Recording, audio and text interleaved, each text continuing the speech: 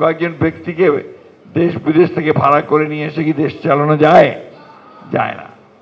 এই যে সহজ সরল কথা, এই সহজ সরল কথাটা আমাদেরকে উপলব্ধি করতে হবে।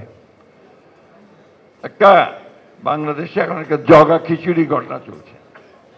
কিছু কিছু লোক, কিছু কিছু রাজনৈতিক দল, তারা বিভিন্ন রকম কথা বলতে শুরু করেছেন এবং যে বিষয়গুলোর সঙ্গে বাংলাদেশের কোনো সম্পর্ক নেই।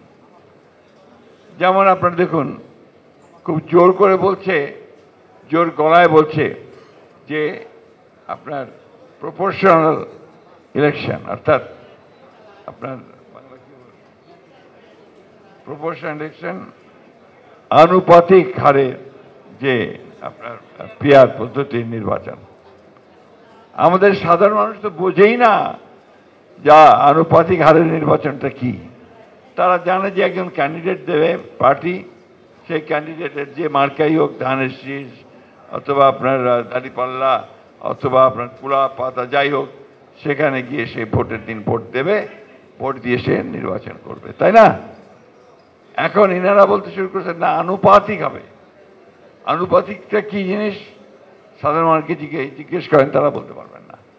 আমরা যারা রাজনীতি করি কিছুটা বোঝার চেষ্টা করি, তাতে করে ভোট হবে, জনগণ ভোট দেবে, যে দলটি সবচেয়ে বেশি ভোট পাবে তারা তাদের নমিনেশন দেবে পার্লামেন্টে যাওয়ার জন্য। এতে করে আমাদের দেশের সাধারণ মানুষ যারা তাদের এলাকাতে একজন নেতা চায়, প্রতিনিধি চায়, তার কাজগুলো করার জন্য সে একজন নেতৃত্ব খোঁজে, সেটা কোনো মতেই সম্ভব হবে না।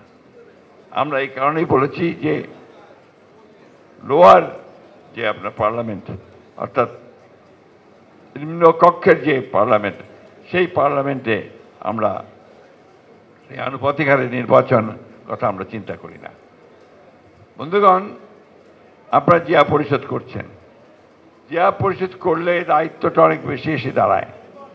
আমি এখানে এসে যেটা দেখলাম, তাতে করে আমার মনে হয়েছে যে আপনার সবার আগে যেটা দরকার সেটা হচ্ছে একটা আপনার ডিসিপ্লিন ঠিক করা, শৃঙ্খলা রক্ষা করা।